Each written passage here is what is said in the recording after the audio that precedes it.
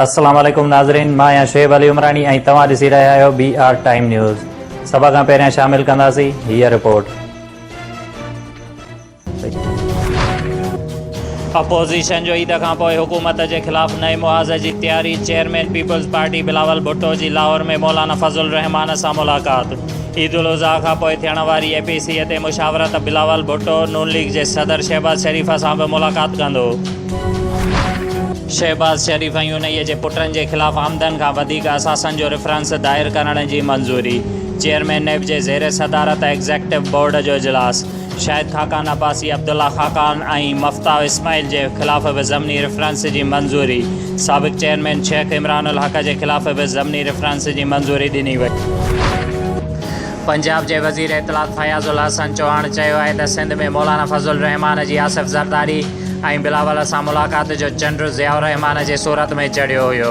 हाणे ॾिसूं त मौलाना फज़लुर रहमान जी शहबाज़ शरीफ़ सां मुलाक़ात कहिड़ा गुल खिलाए थी। कराचीअ जे केतिरनि ई इलाइक़नि मां बारिश जो पाणी अञा ताईं न कढियो वियो। औरंगी टाउन, चश्ती नगर मां घरनि मां गंदो पाणी न कढियो वियो। रोड रस्ता बंदि।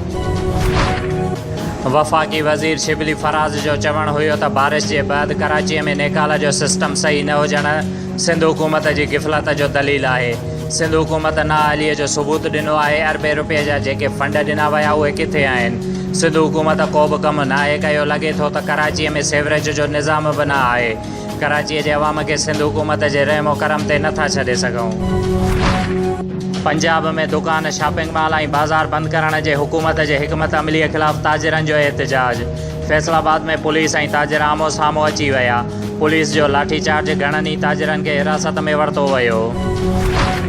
District Naushahro Feroze police.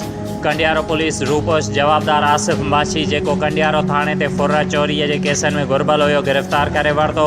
Nowshahr Firoz city police जवाबदार ज़ाहिद हुसैन, लाड़क बशीर अहमद मेमण ऐं गुलाम सरवर बुर्ट जे कब्ज़े मां तास जा पता, प्ले कार्ड्स ऐं कैश हथ करे गिरफ़्तार करे वरितो। शुएब अली उमरानी खे ॾींदा इजाज़त। वधीक ख़बरुनि ऐं अपडेट्स लाइ ॾिसंदा रहो BR टाइम न्यूज़।